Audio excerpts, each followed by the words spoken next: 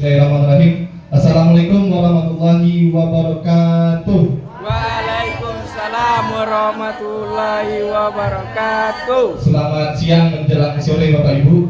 Siang. Masih semangat Bapak Ibu? Masih. Alhamdulillah. Walaupun udah agak sore, mudah-mudahan masih tetap semangat ya Bapak Ibu ya. Oke, hari ini saya minta waktunya sebentar Bapak Ibu bersama dengan Kota Kompel di sini dan teman-teman. Jadi sebelum saya mulai, yang saya hormati Pak Rohidin sebagai kepala sekolah, yang saya hormati Bapak Ibu Dewan Guru yang menyempatkan waktu dan tenaganya untuk bisa kumpul di ruangan guru di tempat komunitas belajar kita. Jadi di mana tempat ini biasanya kita lakukan rapat bersama. Terus di sini saya akan memaparkan materi dari tugas PKG saya, tugas terakhir. Jadi nanti di sini saya memaparkan materi tentang merancang sebuah program. Program ini nanti kita laksanakan bersama dengan komunitas belajar, bersama dengan ibu bapak ibu juga guru mapel. Yaitu di sini judulnya bakar pedal. Di mana singkatan bakar pedal itu bahagia dan bugar dengan permainan tradisional.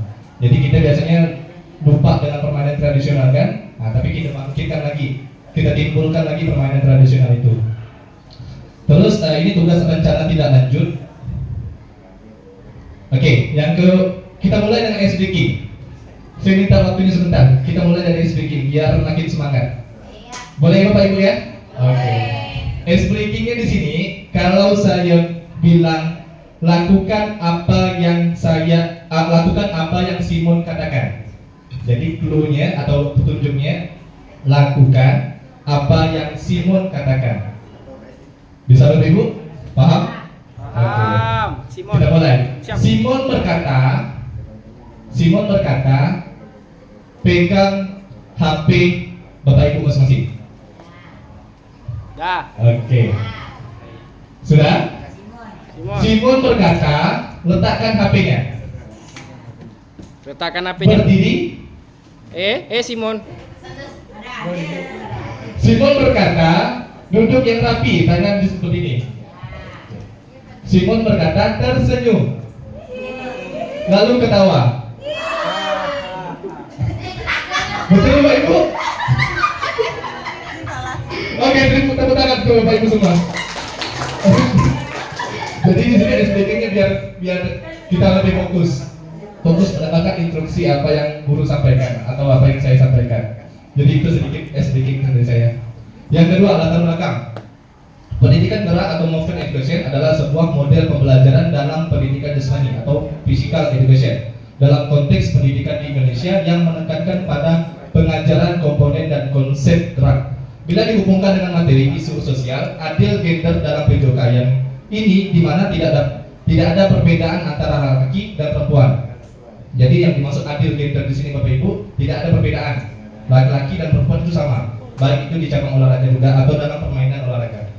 Terus semua murid terlibat dalam aktivitas gerak untuk mencapai kebugaran. Selain isu sosial, adil gender dalam PJOK juga ada beberapa konsep yang mendasari latar belakang program kegiatan ini, yakni mengenai karakteristik murid, pemahaman kebugaran, serta pendidikan dan konsep gerak.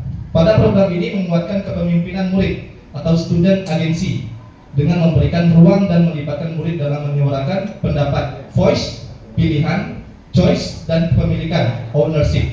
Jadi dalam pembelajaran olahraga itu ada namanya sport education model. Jadi siswa yang dilibatkan, dia yang sebagai wasit, dia yang sebagai panitianya, dia yang sebagai pelatihnya dalam pertandingan. Jadi berpusat pada peserta didik. Terus memperdayakan murid saat program sekolah direncanakan, dilaksanakan, dan dievaluasi sehingga terwujudnya lingkungan yang menumbuh kembangkan kepemimpinan murid. Tujuan program yang pertama, mengembangkan keterampilan fisik dan kesehatan. Jadi di sini ada 4 visi, capaian, langkah-langkah, dan hasil yang diharapkan. Visinya di sini menciptakan peserta didik yang sehat, bugar, dan aktif melalui kegiatan fisik yang menyenangkan dan beragam. Yang kedua, capaian. Peserta didik dapat melakukan berbagai jenis aktivitas fisik dengan teknik yang benar dan memahami pentingnya kesehatan. Yang ketiga, langkah-langkah. melakukan survei minat peserta didik terkait jenis olahraga yang ingin diikuti. Jadi kita survei dulu kepada anak, olahraga yang ingin diikuti apa? Merancang dan melaksanakan berbagai jenis olahraga berdasarkan hasil survei. Yang ketiga, mengadakan sesi pelatihan teknik dasar dan lanjutan untuk setiap jenis olahraga. Dan hasil yang diharapkan adalah peserta didik menunjukkan peningkatan keterampilan fisik dan pengetahuan pemahaman mengenai kesehatan. Jadi hasil dari sini, yang program ini, siswa bisa meningkatkan keterampilan, dan yang pasti tujuannya adalah untuk pengetahuan dan pemahaman mengenai kesehatan. Yang kedua, mendorong partisipasi aktif dan kepemimpinan. Jadi visi menumbuhkan sikap proaktif dan jiwa kepemimpinan. Jadi siswa itu belajar arti kepemimpinan. Dia yang memimpin doa. Biasanya kalau di lapangan dia yang memimpin pemanasan. Kalau pada saat praktik, dia yang membetulkan gerakan-gerakan kawannya. Jadi kalau saya pribadi di lapangan itu, ketika ada teman yang salah, bukan kita lagi yang membetulkan, tapi kawannya yang membetulkan gerakan. Jadi namanya koleksi antar teman sejawat. Jadi seperti itu. Yang kedua, capaian peserta didik dapat mengambil peran aktif dalam mengorganisir dan memimpin kegiatan. Langkah-langkahnya yaitu menunjuk ketua tim atau kelompok untuk setiap jenis kegiatan olahraga, memberikan pelatihan kepemimpinan dan manajemen acara. Peserta didik yang terpilih mengadakan kegiatan yang memerlukan koordinasi dan kerjasama tim. Hasil yang diharapkan adalah peserta didik menunjukkan kemampuan memimpin dan bekerjasama dengan baik. Nah, jadi di sini untuk mendorong partisipasi aktif, siswa dilihat keberanian, kemampuan memimpin dan bekerjasama dengan baik. Yang ketiga, memfasilitasi pilihan dan kreativitas peserta didik. Visinya adalah mendorong kreativitas dan kemampuan peserta didik untuk membuat pilihan yang sesuai dengan minat dan bakat mereka. Capaiannya adalah peserta didik dapat merancang dan mengimplementasikan kegiatan fisik yang kreatif. Langkah-langkahnya adalah mengadakan sesi brainstorming untuk ide-ide kegiatan fisik yang inovatif, memberikan ruang dan waktu bagi peserta didik, mengadakan lomba atau kompetisi untuk kegiatan fisik yang dirancang oleh peserta didik. Nah, jadi di sini nanti kita membuat sebuah permainan tradisional yang kita rancang untuk peserta didik. Hasil yang diharapkan adalah peserta didik menghasilkan ide-ide kreatif dan mampu mengimplementasikannya. Oke, di sini struktur program dan mitra dalam komunitas belajar. Jadi di sini mitra kombelnya, yang pertama struktur program kegiatan co-kurikuler di SMP Negeri 5 Kota Pontianak. Murid yang terlibat penuh kelas 7 dan 8 baik laki-laki dan perempuan. Waktu kegiatan dilaksanakan pada akhir semester atau class meeting. Jadi nanti pelaksanaannya bisa kita lakukan di class meeting, karena kan di class meeting kita ada kegiatan di lapangan, itu kita timbulkan budaya permainan tradisional. Yang penanggung jawabnya adalah kepala sekolah. Hasilnya saya sendiri, praktisi PJOK, yaitu guru PJOK. Mata pelajaran yang terlibat adalah seni budaya. Jadi nanti saya minta bantu Pak Vincent untuk menimbulkan atau membuat rancangan permainan tradisional. Yang kedua, mitra dalam kombel. Mitra dengan guru mapel sebagai koordinator dengan masing-masing kelas. Peserta dan pihak lainnya yang terlibat adalah murid. Pernyataan tentang kapasitas yang dimiliki kelas atau sekolah. Jadi ini kapasitas yang dimiliki. Ada 4, sekolah memiliki kepala sekolah, pasti guru dan tenaga pendidikan yang profesional. Yang kedua, lapangan atau halaman yang luas untuk melakukan permainan tradisional. Yang ketiga, memiliki peralatan yang mendukung, speaker, laptop, proyektor, dan alat olahraga seperti kun, peluit, dan squash.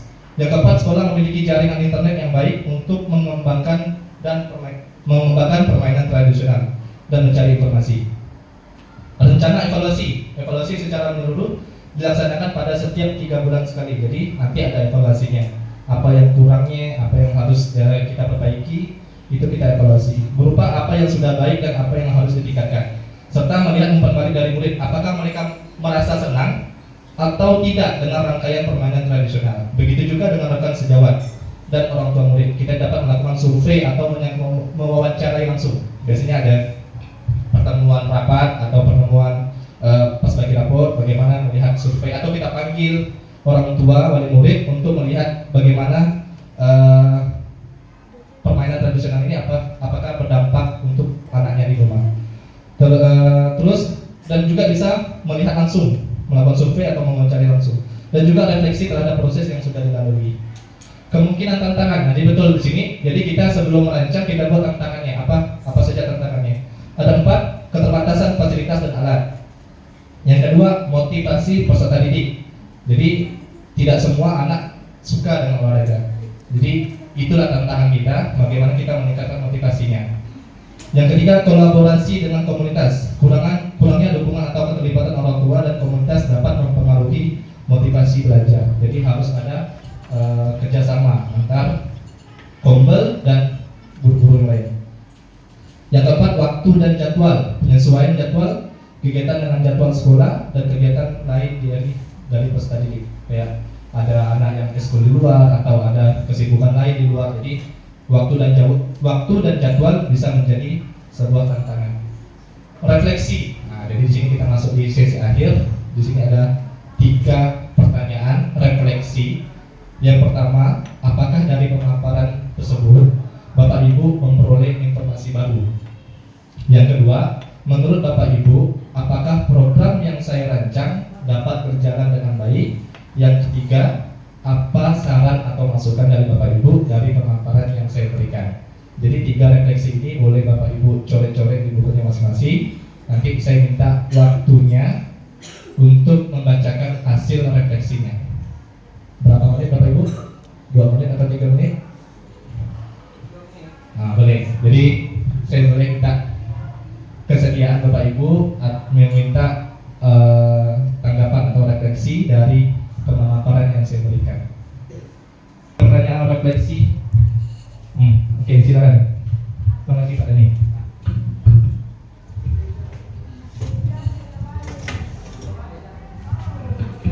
Oke, baik. Assalamualaikum warahmatullahi wabarakatuh. Terima kasih untuk Pak Teguh telah memberikan saya kesempatan. Di sini saya akan merefleksikan apakah dari pemaparan tersebut Bapak Ibu memperoleh informasi baru. Oke, jelas sekali Bapak mengenai informasi yang tadi Pak Teguh memaparkan mengenai dalam permainan tradisional. Ini sangat berdampak positif sekali Pak Teguh. Ini programnya yang kita tahu ya di era sekarang, yang mana siswa didik yang mungkin tidak mengenal bagaimana dan seperti apa permainan tradisionalnya. Nah, ini sangat menarik nih Pak Teguh, informasi seperti ini.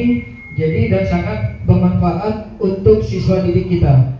Nah, yang kita tahu kan siswa didik di era yang sekarang yang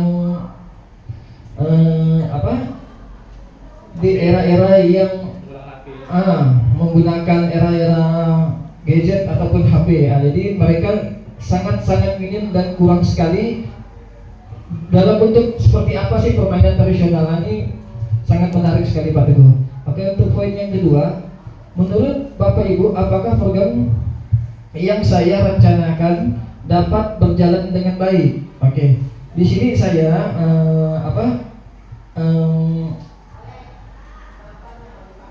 coba lihat slide yang lain tadi ya, yang agak awal lagi Pak Teguh. Saya tadi dengar Pak Teguh yang menyampaikan akan apa tadi ya?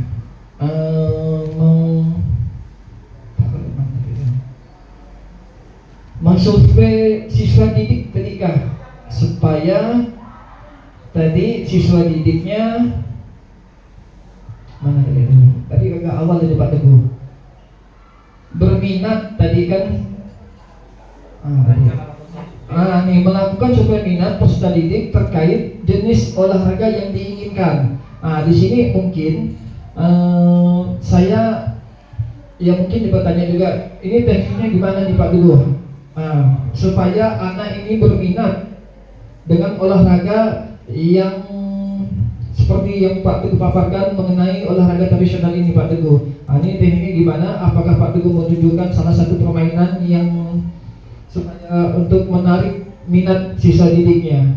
Oke, mungkin itu. Yang poin ketiga tadi apa ya? Apa saran dan masukan dari Ibu Bapak pemaparan yang mungkin saran saya ya Pak Teguh mengenai survei yang tadi Pak Teguh lakukan. Saran saya mungkin permainan tradisionalnya itu boleh Pak Teguh tentukan Pak Teguh.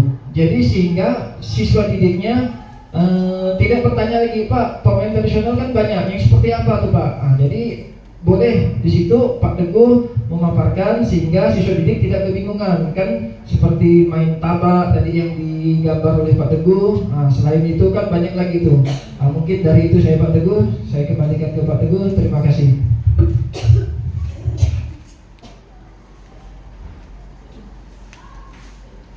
Oke, terima kasih Pak Dani. Ada lagi Bapak Ibu? Silakan Pak Niko.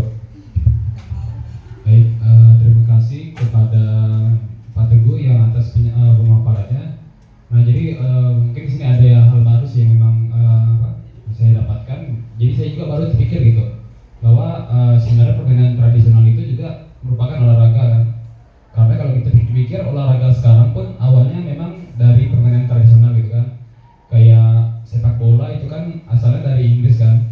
Nah, mungkin dulu hanya orang-orang Inggris gitu yang bermain sepak bola sehingga sekarang jadi olahraga internasional. Kayak catur dulu kan dari India gitu ya. Nah, jadi sebenarnya banyak permainan tradisional Indonesia tuh yang berpotensi sebenarnya bisa dijadikan olahraga gitu kan. Nah, sebenarnya nah itulah dari penyampaian Pak Teguh saya jadi terpikir gitu. Oh, ya sebenarnya kan dalam pembelajaran olahraga bisa kita selipkan dari permainan tradisional, nah sebagai biar siswa itu semakin mengenal dengan budaya Indonesia gitu.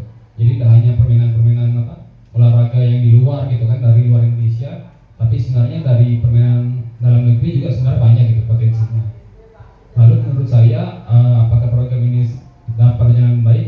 Nah, saya rasa bakal berjalan dengan baik gitu, karena tadi kita memakai dengan sistem permainan tradisional gitu. Yang kita tahu bahwa permainan tradisional itu kan sangat dekat dengan anak-anak gitu kan. Karena kan terciptanya permainan tradisional juga, saya rasa itu juga dari anak-anak gitu kan. Jadi mereka bermain, berkumpul gitu kan, membuat suatu permainan gitu. Nah, jadi saya rasa dengan pendekatan tadi menggunakan permainan tradisional ini bakal menarik gitu. Agar tadi tujuan Pak Teguh menjadikan olahraga itu semakin berminat kepada peserta didiknya.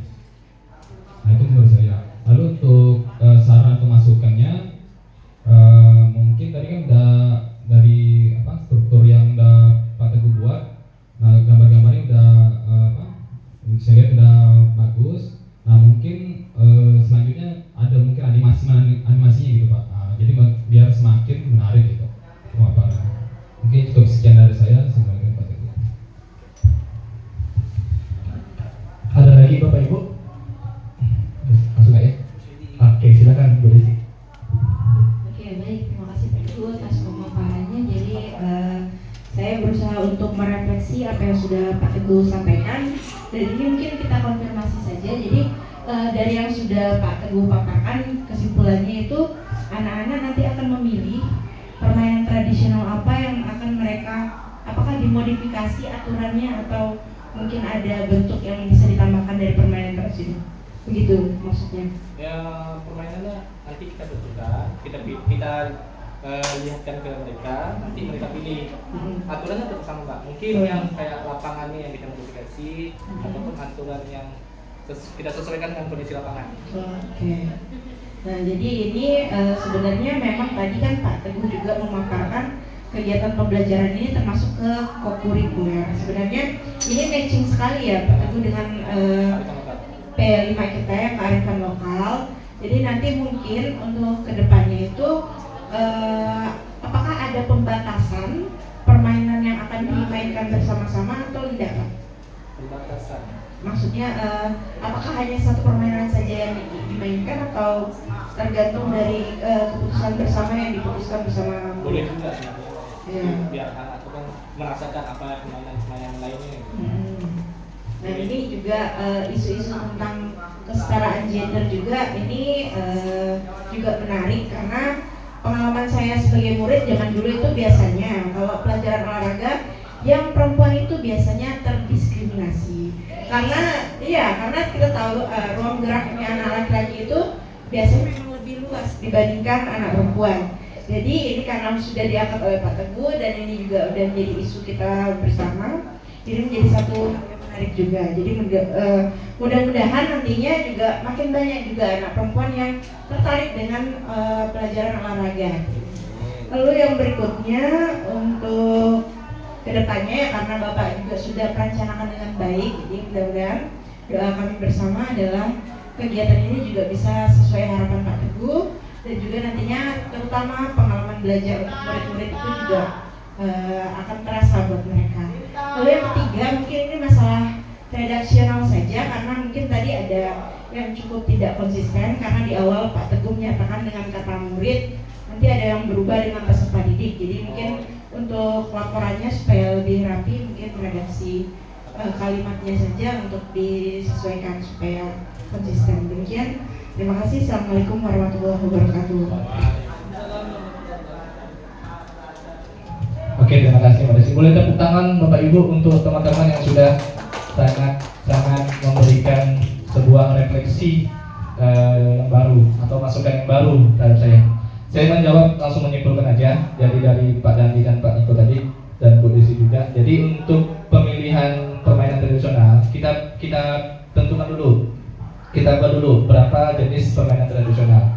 Seperti yang kita lakukan kemarin Pak Dandi. Jadi anak yang memilih sendiri permainan tradisional itu, kita tidak boleh menentukan. Jadi kita berikan misalnya 7 permainan tradisional, galang-hadang, tabak, gundu, apalagi permainan tradisionalnya, tabak, lompat tanding. Nah, jadi mereka yang memilih sendiri permainan tradisional itu. Nah, dengan belajar dan berkepemimpinan, dia juga yang sebagai pemainnya, dia juga sebagai korektornya atau panitianya. Jadi belajar berkepemimpinan seperti pembelajaran yang kita kemarin tatap muka, sport education model. Terus untuk yang Pak Niko tadi sampaikan, untuk permainan tradisional itu aktivitas Pak, bukan olahraga, tapi aktivitas permainan. Jadi berbeda. Kalau olahraga itu cabangnya udah ditentukan, tapi untuk permainan galang-hadang Bapak Ibu, di sini udah ada perlombaan, ada pertandingannya, betul kata Pak Niko. Ada cabang olahraga galang-hadang yang dipertandingkan. Jadi bukan hanya sebagai permainan tradisional di sini yang hanya sebatas main, tapi ada dipertandingkan. Yaitu permainan galang-hadang atau bahasa Jawa itu gobak sodor. Nah, itu ada dipertandingkan. Mungkin betul kata Mbak Desi, saya nanti juga harus menentukan aturannya untuk dimodifikasi di lapangan. Dengan lapangan kecil bagaimana permainan itu? Mungkin pemainnya kita kurangi. Nah, jadi seperti itu. Jadi aturannya mungkin bisa kita modifikasi. Mungkin itu saja Bapak Ibu refleksi dari saya. Terima kasih atas refleksinya. Berikutnya kita tutup dengan pantun. Biasanya Pak Asmadi yang biasa memberikan pantun. Jadi saya coba.